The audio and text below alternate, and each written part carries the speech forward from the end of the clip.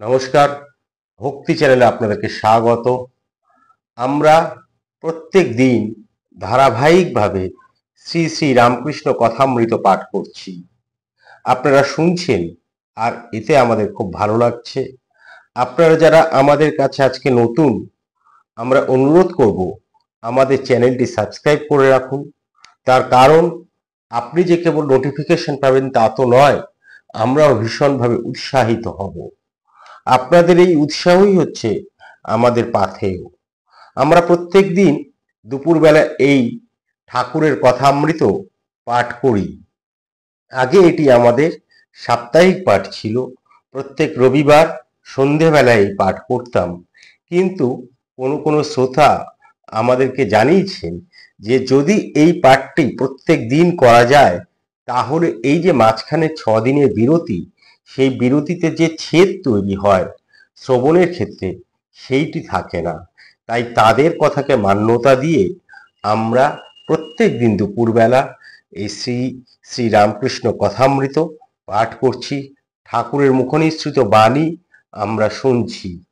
আমরা প্রত্যেক দিন সন্ধ্যেবেলা আমাদের এই সনাতন হিন্দু ধর্মের কোনো না কোনো বিষয় নিয়ে, কোনো না কোনো আখ্যান, সংস্কার, চরিত্র, গ্রন্থ, সেই সকল নিয়ে আমরা কথা বলি, আমরা আলোচনা করি, আমরা কথা বলি সেই সকল বিষয়, যে বিষয়ের মধ্যে দিয়ে আমাদের হিন্দু ধর্মের মাহাত্ম্য প্রকাশিত হয়। আমরা আমাদের এই হিন্দু ধর্মের যে ফিলোসফি, যে দর্শন, সেটি জানতে পারি, যা আসলে আমাদের ভারতীয়দের দর্শন। যে দর্শন আমাদেরকে শেখায় অহিংসা, আমাদেরকে শেখায় সাম্যবাদ, আমাদেরকে শেখায় অন্য ধর্মকে শ্রদ্ধা করা, আমাদেরকে শেখায় সহনশীলতা, ধৈর্য, সেই সকল আখ্যান আমরা প্রত্যেক দিন বলি, আমরা শুনি। আমরা চাইছি আপনারা আমাদের সঙ্গে থাকুন এবং আমাদের এই হিন্দু দর্শন, হিন্দু ধর্মের যে মাহাত্ম্য তা শ্রবণ করুন। আজকে আর কথা না বাড়িয়ে আমরা চলে যাচ্ছি এই ঠাকুরের এই কথামৃত পাঠে। আজকে আমাদের পর্ব হচ্ছে পঞ্চদশ পর্ব। আমরা এর আগে যে পর্বগুলো পাঠ করেছি সেগুলো যদি কেউ শুনতে চান, আমাদের প্লে লিস্টে সংযুক্ত করা আছে, অবশ্যই আপনারা শুনতে পারেন। আবারও বলি, যারা আজকে নতুন তারা আমাদের চ্যানেলটি সাবস্ক্রাইব করে নিন। তার কারণ আপনারা যদি সাবস্ক্রাইব করেন তাহলে আপনারা যেমন নোটিফিকেশন পাবেন, তেমনি আমরা উৎসাহিত হই, আর উৎসাহই আমাদের পাথেয়। সেই পাথেয়কে সঙ্গী করেই, সেই আপনারা যে উৎসাহ দিচ্ছেন তাতে উৎসাহিত হই আমরা শুরু করছি আজকের পাঠ পর্ব। আজকের পাঠে এর আগের দিনই বলেছিলাম দুই যুগপুরুষের যে দেখা হয়েছিল সেইটি আমরা জানব। ঠাকুর বিদ্যাসাগরের কাছে এসেছেন। আমরা যখন পাঠ করছি তখন যে সকল চরিত্র আমরা পাচ্ছি, যে সকল স্থানের নাম পাচ্ছি, যে সকল তত্ত্ব কথা পাচ্ছি, তার একটি করে ব্যাখ্যা আমরা দিচ্ছি। প্রত্যেকটি চরিত্র এখন পর্যন্ত আমরা যেগুলো পেয়েছি, আসলে যারা ঠাকুরের সান্নিধ্যে এসে ঠাকুরের আলোয় আলোকিত হয়ে তারা আমাদের এই সমাজকে আলোকিত করেছিল, সেই সকল চরিত্রের আমরা পরিচয় দিচ্ছি। কিন্তু আজকে এই বিদ্যাসাগরের পরিচয় দেওয়ার কোনো মানে হয় না, অন্তত আমাদের মনে হয়েছে। আমরা বিদ্যাসাগর সম্পর্কে যৎকিঞ্চিত হলেও জানি, তাই আজকে এই বিদ্যাসাগরের কোনো ভূমিকা বা পরিচয় আমরা দিচ্ছি না। শুধু এটুকুই বলি, এই যুগপুরুষ, দুই দুই যুগপুরুষের যখন দেখা হয় তখন কি ঘটেছিল, কি তাদের কথাবার্তা হয়েছিল, সেইটি আজকে আমরা জেনে নেব। শ্রীমৎ যখন এই কথামৃত লেখেন তখন তিনি তো ডায়েরিতে নোট করে রাখতেন, সেটি দিনক্ষণ সমেত নোট করতেন। তা এই বিদ্যাসাগরের কাছে ঠাকুর যেদিন গিয়েছিলেন সেই দিনটি ছিল 1882 খ্রিস্টাব্দে 5ই অগস্ট এবং সময় ছিল বিকেল 4টে। তিনি লিখছেন, আজ শনিবার 21শে শ্রাবণের কৃষ্ণা ষষ্ঠী, কৃষ্ণা ষষ্ঠী তিথি 5ই আগস্ট 1882 খ্রিস্টাব্দ, বেলা 4টা বাজিবে। ঠাকুর শ্রী রামকৃষ্ণ কলিকাতার রাজপথ দিয়া ঠিকা গাড়ি করিয়া বাদুর বাগানের দিকে আসিতেছেন, সঙ্গে ভবনাথ, হাজরা ও মাস্টার বিদ্যাসাগরের বাড়ি যাইবেন।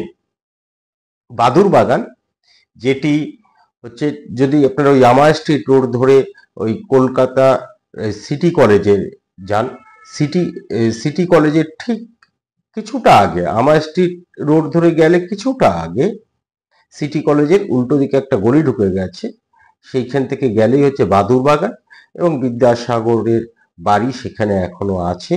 আপনারা চাইলে কখনো সময় সুযোগ হলে সেই বাড়ি আপনারা দেখে আসতে পারেন। তা ঠাকুর শ্রী রামকৃষ্ণ কলিকাতার রাজপথ দিয়া ঠিকা গাড়ি করিয়া বাদুর বাগানের দিকে আসিতেছেন, সঙ্গে ভবনা, হাজরা ও মাস্টার বিদ্যাসাগরের বাড়ি যাইবেন। ঠাকুরের জন্মভূমি হুগলি জেলার অন্তঃপাতি কামারপুকুর গ্রাম। এই গ্রামটি বিদ্যাসাগরের জন্মভূমি বীরসিংহ নামক গ্রামের নিকটবর্তী। ঠাকুর শ্রী রামকৃষ্ণ বাল্যকাল হইতে বিদ্যাসাগরের দয়ার কথা শুনিয়া আসিতেছেন।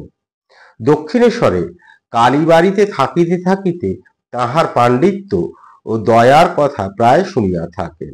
মাস্টার বিদ্যাসাগরের স্কুলে অধ্যাপনা করেন শুনিয়া তাহাকে বলিয়াছিলেন, আমাকে বিদ্যাসাগরের কাছে কি লইয়া যাইবে?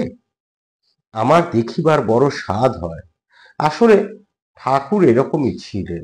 ঠাকুরের সেই গুমরটি ছিল না যে ঠাকুরের কাছে সবাই আসবে। যে আর কাছে ঠাকুর দেখেছেন, যিনি আলোকিত, যিনি আমাদের সমাজে বিশেষ কোনো স্থান দখল করে রয়েছেন, ঠাকুর কিন্তু তার কাছে ছুটে যেতেন, নিজে থেকেই যেতেন এবং তাকে দেখার জন্য ব্যাকুল হয়ে উঠতেন, ঠিক যেটি ঘটেছিল বিদ্যাসাগরের ক্ষেত্রে। তাই বিদ্যাসাগরকে দেখার জন্য ঠাকুর মাস্টারকে বলেন। মাস্টার এই বিদ্যাসাগরের যে স্কুল ছিল, সেই স্কুলে তিনি পড়াতেন, শিক্ষকতা করতেন।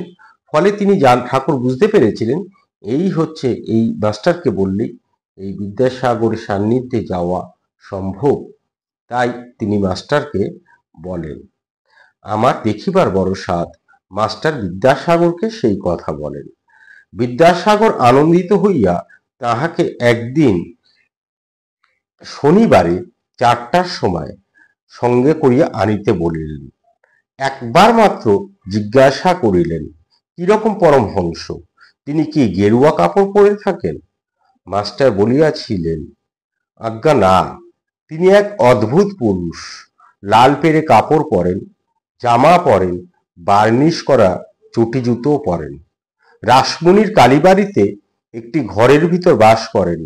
সেই ঘরে তক্তপোষ পাতা আছে, তাহার উপর বিছানা মশারি আছে। সেই বিছানায় শয়ন করে। কোনো বাহ্যিক চিহ্ন নেই, তবে ঈশ্বর বই আর কিছু জানেন না। অহর্নিশ তাহারই চিন্তা করেন। রামকৃষ্ণ সম্পর্কে এত সুন্দর, ছোট্ট করে খুব সংক্ষেপে এত সুন্দর বিশ্লেষণ এই শ্রীমা করে দিলেন যে আমরা এই রামকৃষ্ণর প্রতি আরো আকৃষ্ট হই।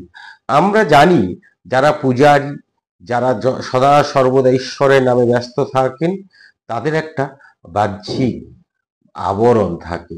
তারা যেহেতু ভবতারিণীর পুজো করছেন, মানে লাল কাপড় পরিধান করবে। ঠাকুরের কিন্তু এই ব্যাপারগুলো ছিল না, এই নিয়ে কোনো ছুতমার ছিল না। ঠাকুর কিন্তু সদা সর্বদা পরিচ্ছন্ন পোশাকে, এমনকি পায়ে বার্নিশ করা চটি জুতো পর্যন্ত তিনি পরতেন, যেটি সেই সময় সাধারণত দেখা যেত না। আর খুব পরিচ্ছন্নভাবে তিনি থাকতে পছন্দ করতেন। আমরা এই যে এই অংশটুকুতে আমরা সেইটি দেখতে পেলাম। যা গাড়ি দক্ষিণেশ্বরে কালীবাড়ি হইতে ছাড়িয়াছে, পোল পার হইয়া শ্যামবাজার হইয়া ক্রমে আমার স্ট্রিটে আসিয়াছে। এই যে পোল পার হইয়া, পোল বলতে এখন সেটি আপনারা যেটিকে বলেন বা আমরা যেটিকে বলি টালা ব্রিজ, সেই টালা ব্রিজের কথা এখানে বলা হচ্ছে। সেইখানে একটি পোল ছিল, একটি খাল গিয়েছে আর রেল লাইন গিয়েছে, যেটি এই দুটি পোল আর কি ওখানে আছে। তা সেই পোল মানে হচ্ছে ব্রিজ। সেই ব্রিজ পার করে গাড়ি শ্যামবাজারে আসলো এবং শ্যামবাজার থেকে সেটি আমায় স্ট্রিট ধরিল। আমায় স্ট্রিট হইয়া এই যখন আমার স্ট্রিট হলো তখন ঠাকুরের একটি ভাবান্তর হইল। এই যে বলছেন, গাড়ি দক্ষিণেশ্বরে কালীবাড়ি হইতে ছাড়িয়াছিল, পোল পার হইয়া শ্যামবাজার হইয়া ক্রমে আমাহে স্ট্রিটে আসিয়াছে। ভক্তেরা বলিতেছেন এইবার বাদুর বাগানের কাছে আসিয়াছে। ঠাকুর বালকের ন্যায় আনন্দে গল্প করিতে করিতে আসিতেছেন। আমায় স্ট্রিটে আসিয়া হঠাৎ তাহার ভাবান্তর হইল, যেন ঈশ্বরাবেশ হইবার উপক্রম। গাড়ি রামমোহন রায়ের বাগান বাটির কাছ দিয়া আসিতেছে। এই যে রামমোহন রায়ের বাগান বাটি, সেটি হচ্ছে ওই মানিকতলায় অবস্থিত। আপনারা কোনো সময় গেলে দেখতে পারবেন। এখন সেটি হচ্ছে police museum, Kolkata police museum. সেখানে এই একদম সেই আমাদের সেই স্বাধীনতার আগের সময় থেকে বর্তমান সময় পর্যন্ত পুলিশের বিভিন্ন জিনিসের সংগ্রহ সেখানে আছে। এই ধরুন, স্বাধীনতার জন্য যে সকল বন্দুক ব্যবহার করা হয়েছিল এবং বন্দুকের ক্রমবিবর্তন, গোয়েন্দা দপ্তর কিভাবে কাজ করে, দ্বিতীয় বিশ্বযুদ্ধের সময় জাপান একটি বোমা ফেলেছিল, সেই একটি বোমা ফাটেনি, সেটি নিষ্ক্রিয় করে রাখা আছে। আপনারা এই পুলিশ মিউজিয়ামে গেলে সেগুলো দেখতে পারবেন। কখনো সময় সুযোগ হলে দেখে আসবেন। আমার মনে হয় এটি দেখতে খুব ভালো লাগবে এবং কিছু জানতে পারবেন। কেননা আমরা তো রয়েছি জানার জন্য, ভালো জিনিস জানার জন্য আর আনন্দ পাওয়ার জন্য। বেঁচে আছি তো আনন্দ পাওয়ার জন্যই। এটি ঠাকুর এই কথাই বলতেন। বা আমাদের যে বেদ উপনিষদ আমরা যে পাঠ করি, সেখানে তো সেই জ্ঞানের কথাই বলছে। জ্ঞান জ্ঞান আরোহণ করো এবং আনন্দ লাভ করো, সে কথাই কিন্তু বলছে। আপনারা সময় সুযোগ হলে অবশ্যই দেখে আসবেন। তা আবারও শুরু করি। গাড়ি রামমোহন রায়ের বাগান বাটির কাছ দিয়া আসিতেছেন। মাস্টার ঠাকুরের ভাবান্তর দেখেন নাই, তাড়াতাড়ি বলিতেছেন, এইটি রামমোহন রায়ের বাড়ি। ঠাকুর বিরক্ত হইলেন, বলিলেন, এখন ওসব কথা ভালো লাগছে না। ঠাকুর ভাবাবিষ্ট হইতেছে। বিদ্যাসাগরের বাটির সম্মুখে গাড়ি দাঁড়াইল। এখানে আমরা বিদ্যাসাগরের বাড়ির একটি সুন্দর বর্ণনা পাবো। কি নিখুঁত বর্ণনা! আমরা যখন বিদ্যাসাগর নিয়ে আরো অন্যান্য গ্রন্থ যখন আমরা পড়ি, সেখানেও একটি গ্রন্থ পড়ছিলাম, দয়ার সাগর বিদ্যাসাগর, বেশ মোটা একটি গ্রন্থ। তা সেখানেও আমরা এই বাড়ির একটি নিখুঁত বর্ণনা পেয়েছিলাম। এই যখন আমরা কথামৃত পাঠ করি, তখন আমাদের সমাজের বিভিন্ন দিকপাল, সেই সময় যারা যোগ পুরুষ, তাদের সম্পর্কে কিন্তু পুঙ্খানুপুঙ্খভাবে জানতে পারি। আসলে এই কথামৃত হচ্ছে একটি সেই সময়কার সামাজিক, অর্থনৈতিক, পারিবারিক জীবনের দলিল। তাই জন্য বারবার যে কথাটা বলছি, সেই সময়টাকে জানতে, সেই সময়টাকে বুঝতে প্রত্যেকদিন কথামৃত পাঠ করুন। অল্প অল্প করে পড়ুন, 1 পৃষ্ঠা 2 পৃষ্ঠা করে হলেও পড়ুন।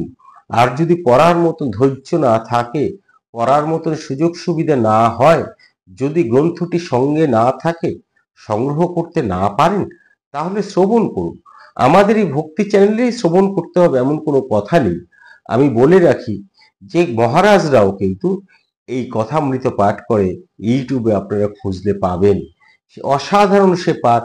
খুব সত্যি কথা বলতে, আমরা সেই পাঠের ধারে কাছে কিন্তু পৌঁছতে পারি না। তার কারণ, তারা এই কথামৃতের মধ্যেই বেঁচে থাকে। এই কথামৃতর যে বাণী, সেইটিকে তারা মেনে চলেন। তাই তাদের পাঠ তো অসাধারণ হবেই, এইটি তো স্বীকার করতেই হবে। তারপরেও বলবো, তাদের পাঠটা শুনবেন যেমন, আমাদের পাঠও শুনুন। তার কারণ, আমরা আমাদের মতন করে নতুন কিছু দেওয়ার চেষ্টা করছি, নতুন কিছু জানানোর চেষ্টা করছি। সেই জন্য আমাদের পাঠটিও আপনারা শুনুন এবং প্রত্যেক দিন শুনুন, আমাদের সঙ্গে থাকুন। যাই হোক, আমরা সেইখানটি বলছিলাম, আপনাদের বিরক্তির উদ্রেক করব না এই বেশি কথা বলে। তা বিদ্যাসাগরের বাড়ির সম্মুখে গাড়ি দাঁড়াইল। গৃহটি দ্বিতল, ইংরেজ পছন্দ। ইংরেজ পছন্দ মানে ইংরেজরা যেমন, মানে আমাদের বাঙালিয়ান বাড়ি একরকম, আবার ইংরেজদের বাড়ির যে নকশা সেইটি আরেক রকম। তা সেই বলছেন ইংরেজ পছন্দ, অর্থাৎ ইংরেজদের যে বাংলো ধরনের বাড়ি হতো, বিদ্যাসাগরের বাড়িটি কিন্তু সেই রকম। জায়গার মাঝখানে বাটি ও জায়গা চতুর্দিকে প্রাচীর। বাড়ির পশ্চিম ধারে সদর দরজা ও ফটক।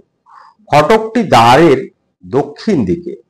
পশ্চিমের প্রাচীর ও দ্বিতল গৃহের মধ্যবর্তী স্থানে মাঝে মাঝে পুষ্পবৃক্ষ। পশ্চিম দিকের নিচের ঘর হইয়া সিঁড়ি দিয়া উপরে উঠিতে হয়।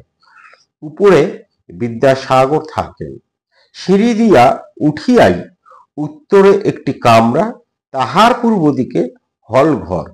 হলের দক্ষিণ পূর্ব ঘরে বিদ্যাসাগর শয়ন করেন। ঠিক দক্ষিণে আরেকটি কামরা আছে। এই কয়টি কামরা বহুমূল্য পুস্তক পরিপূর্ণ। এই বিদ্যাসাগরের সম্পর্কে যেখানেই আমরা পড়েছি, বিদ্যাসাগরের বাড়ি মানে অসংখ্য বইয়ের সমাহার ছিল। যাই হোক, দেওয়ালের কাছে সারি সারি অনেকগুলো পুস্তাকা ধারে অতি সুন্দর রূপে বাঁধানো বইগুলি সাজানো আছে। হলঘরের পূর্ব সীমান্তে টেবিল ও চেয়ার আছে। বিদ্যাসাগর যখন বসিয়া কাজ করেন, তখন সেইখানে তিনি পশ্চিমাশ্য হইয়া বসেন। তাহার দেখাশোনা করিতে আসেন যাহারা দেখাশোনা করিতে আসেন, তাহারাও টেবিলে চতুর্দিকে চেয়ারে উপবিষ্ট হন। টেবিলের উপর লিখিবার সামগ্রী, কাগজ, কলম, দোয়াত, ব্লটিং, অনেকগুলো চিঠিপত্র, বাঁধানো হিসেবপত্রের খাতা, দু চারখানি বিদ্যাসাগরের পাঠ্যপুস্তক রইয়াছে দেখিতে পাওয়া যায়। ওই কাষ্ঠাসনের ঠিক দক্ষিণের কামরাতে খাট বিছানা আছে, সেইখানে উনি শয়ন করেন। সেই অপূর্ব সুন্দরভাবে বাড়ির একটি বর্ণনা দিলেন, আমাদের কাছে একেবারে জীবন্ত হয়ে ওঠে। একটা ছবি যেন তিনি এঁকেছেন, যে ছবিতে আমরা সেই যুগপুরুষ বিদ্যাসাগরের বাড়ির একটি পরিষ্কার চিত্র দেখতে পাই। টেবিলের উপর যে পত্রগুলি চাপা রইয়াছে, তাহাতে কি লেখা রইয়াছে? এখানেও মাস্টার কিন্তু আমরা দেখব বিদ্যাসাগরের সেই কেন তিনি দয়ার সাগর, সেইটি আমরা এই মাস্টারের এই লেখা পড়ে, মাস্টারের এই কথা শুনে আমরা সেটি বুঝতে পারবো। দেখুন, তিনি লিখছে, কোন বিধবা হয়তো লিখিয়াছে, তাহার অপগণ্ড শিশু অনাথ, দেখিবার কেহ নাই, আপনাকে দেখিতে হইবে।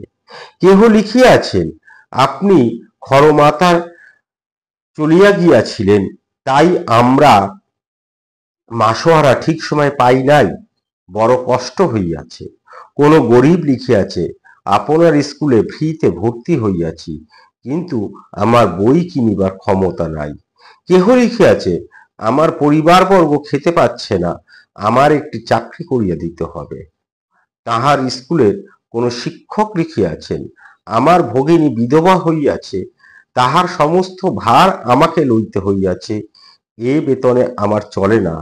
হয়তো কেহ বিলাত হইতে লিখিয়াছেন, আমি এখানে বিপদগ্রস্ত, আপনি দিনের বন্ধু, ঠিক কিছু টাকা পাঠাইয়া আসন্ন বিপদ হইতে আমাকে রক্ষা করুন। এইটা তো আমরা জানি, মাইকেল মধুসূদন দত্ত যখন বিলেতে গিয়ে অর্থ কষ্টে পড়েছিলেন, তখন বিদ্যাসাগর তাকে সেই অর্থ নিয়মিত পাঠাতেন এবং সহায়তা করতেন।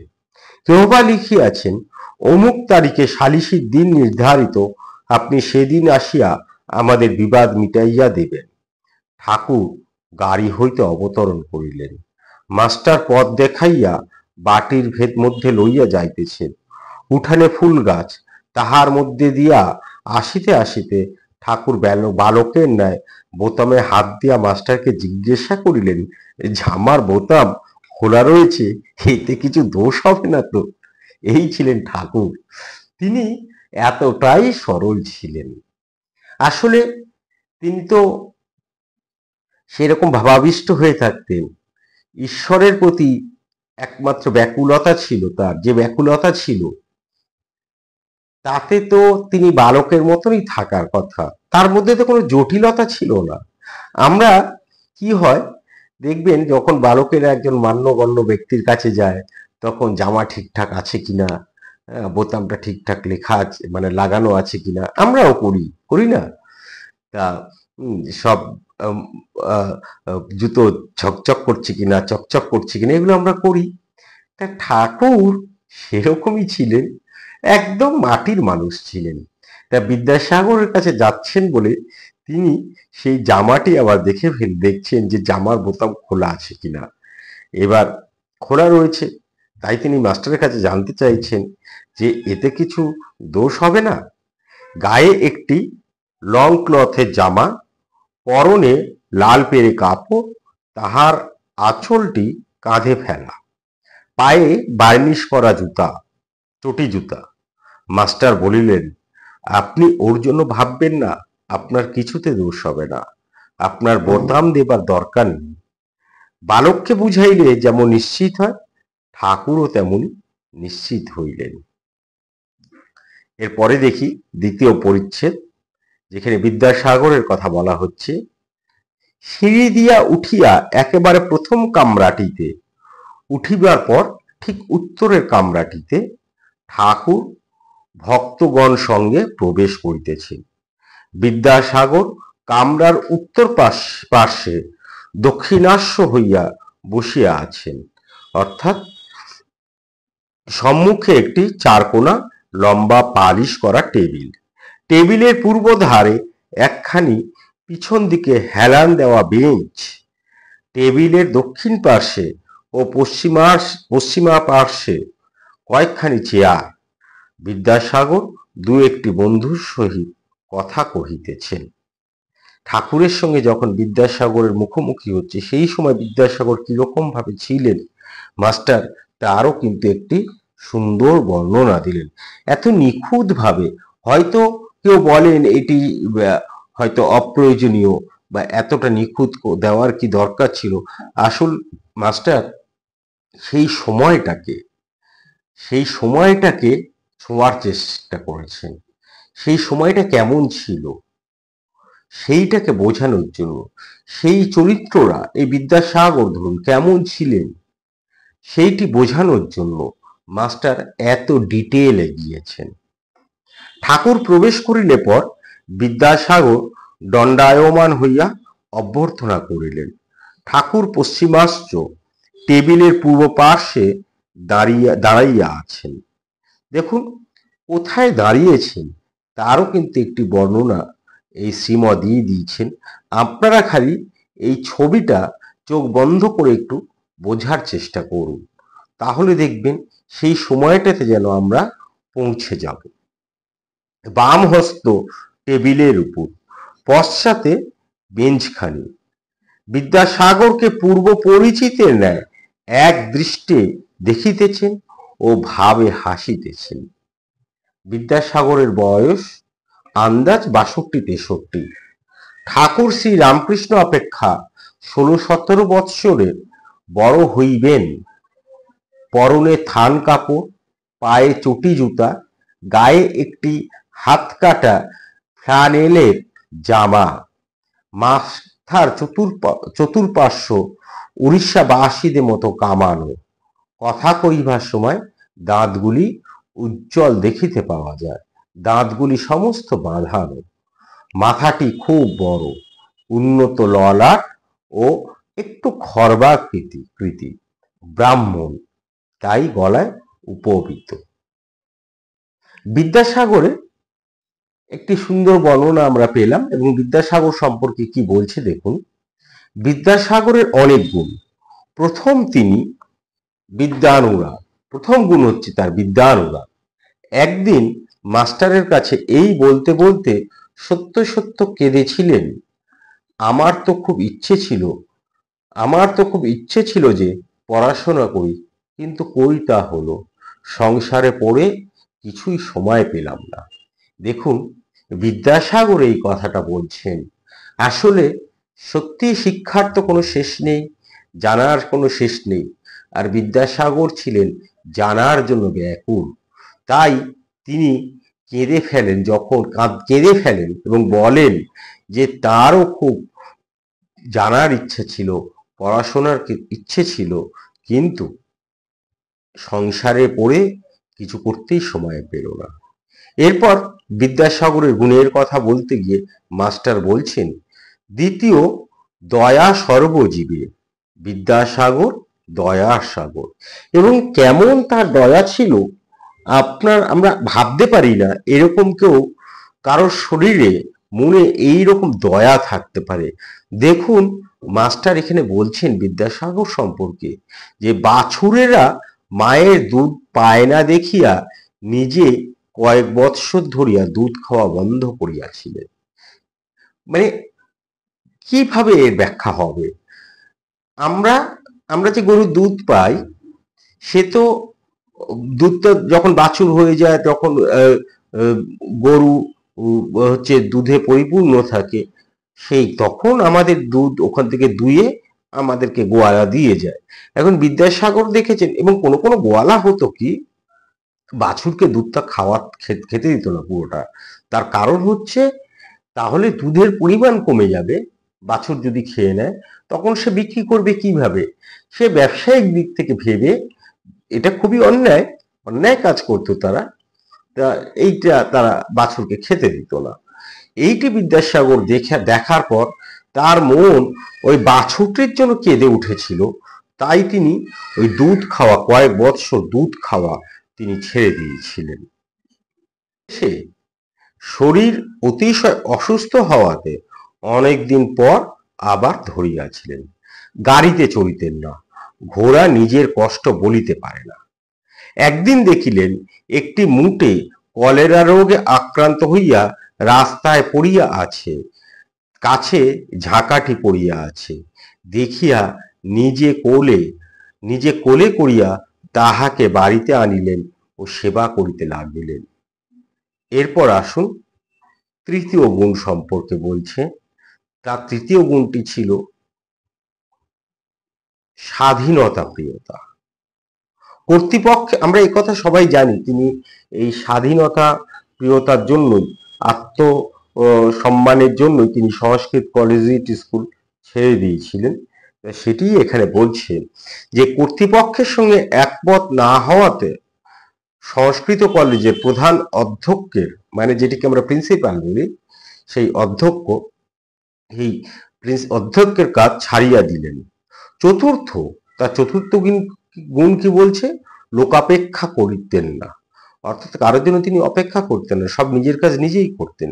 কিরকম? একটি শিক্ষককে ভালোবাসিতেন, তাহার কন্যার বিবাহের সময় নিজে আইবুড়ো ভাতের কাপড় বগলে করে এসে উপস্থিত। এবং তার পঞ্চম গুণ হচ্ছে মাতৃভক্তি ও মনের বল। মা বলিয়াছিলেন, ঈশ্বর তুমি যদি এই বিবাহে না আসো, এই বিবাহ বলতে এই বিদ্যাসাগরের ভ্রাতার বিবাহ ছিল, সেই বলছেন, ঈশ্বর তুমি যদি এই বিবাহে না আসো তাহলে আমার ভারী মন খারাপ হবে। তাই কলিকাতা হইতে হাঁটিয়া গেলেন। পথে দামোদর নদী, এই গল্প আমরা সবাই শুনেছি। সে এক ঝড় জলের রাত্রে দামোদর নদীর সাথে পার হয়েছিলেন, সেই বলছেন, পথে দামোদর নদী, নৌকা নাই, সাঁতার দিয়া পার হইয়া গেলেন। সেই ভিজা কাপড়ে বিবাহ রাত্রেই বীরসিংহায় মার কাছে উপস্থিত হলেন, বললেন, মা আমি এসেছি। এটা অসম্ভব মনের বল, এবং যদি মাতৃভক্তি না থাকে তাহলে কিন্তু এটি সম্ভব হয় না। এরপরে আমরা দেখব বিদ্যাসাগরের সঙ্গে শ্রীরামকৃষ্ণের কি কথোপকথন হচ্ছে। সেটিও দীর্ঘ, সেইটির মধ্যে আমরা আজকে যাব না। যদি আমরা তাতে প্রবেশ করি সেটি অনেকটা সময় লেগে যাবে, কিন্তু আমরা যে মাধ্যমে কথা বলছি সেই মাধ্যমে দীর্ঘ সময় ব্যয় করাটা সম্ভব হয়ে ওঠে না। তার কারণ আমরা তো এটি এক জায়গায় বসে কেউ শুনছি না, প্রত্যেকে আলাদা আলাদা ভাবে বিচ্ছিন্ন ভাবে শুনছি। প্রত্যেকে বিভিন্ন কাজে ব্যস্ত, সেই কাজের মধ্যে কিছুটা সময় বের করে অথবা কাজ করতে করতে আপনারা এটা শুনছেন। তাই আমরা প্রত্যেক দিন এই ধরুন 30 থেকে 40 মিনিট এই পাঠটা আমরা রাখি। আর আমরা যদি এখন কথোপকথনে ঢুকি সেটি অনেকটা দীর্ঘ হয়ে যাবে। তাই আমরা আজকে এই কথোপকথনে ঢুকছি না। আমরা এর পরদিন আমরা সেই বিদ্যাসাগরের সঙ্গে রামকৃষ্ণের যে কথোপকথন হলো সেইটি আমরা দেখব, শুনবো এবং কিছু জানতে পারবো। আজকে তাহলে আমরা কেবল এই রামকৃষ্ণ বিদ্যাসাগরের বাড়িতে যে আসছেন সেইটুকুই আমরা আজকে বললাম। আশা করি ভালো লাগলো। যদি ভালো লেগে থাকে তাহলে আপনি আবার আগামীকাল আসুন, শুনুন, আমাদের সঙ্গে থাকুন। আবারও বলছি একটি কথা, যারা আমাদের চ্যানেলে আজকে নতুন তারা অবশ্যই আমাদের চ্যানেলটি সাবস্ক্রাইব করে দিন। তার কারণ তাতে আমরা উৎসাহিত হই। আর আপনারা যারা আমাদেরকে এককালীন কিছু অর্থ সাহায্য করতে চান, ইতিমধ্যে বেশ কয়েকজন করেছেন, কিন্তু তারপরেও যদি কেউ অর্থ সাহায্য করতে চান তাহলে থ্যাঙ্কস গিভিং অপশানে গিয়ে আপনারা আমাদেরকে কিছু অনুদান পাঠাতে পারেন। আর এছাড়াও আমাদের চ্যানেলে জয়েন করতে পারেন, চ্যানেল মেম্বারশিপ নিতে পারেন। তাদের জন্য আমরা আলাদা কোনো এপিসোড করব। আজকে এ পর্যন্তই। ভালো থাকবেন, ভালো রাখবেন, নিজে আনন্দে থাকবেন, অন্যকে আনন্দিত রাখবেন। নমস্কার, ধন্যবাদ।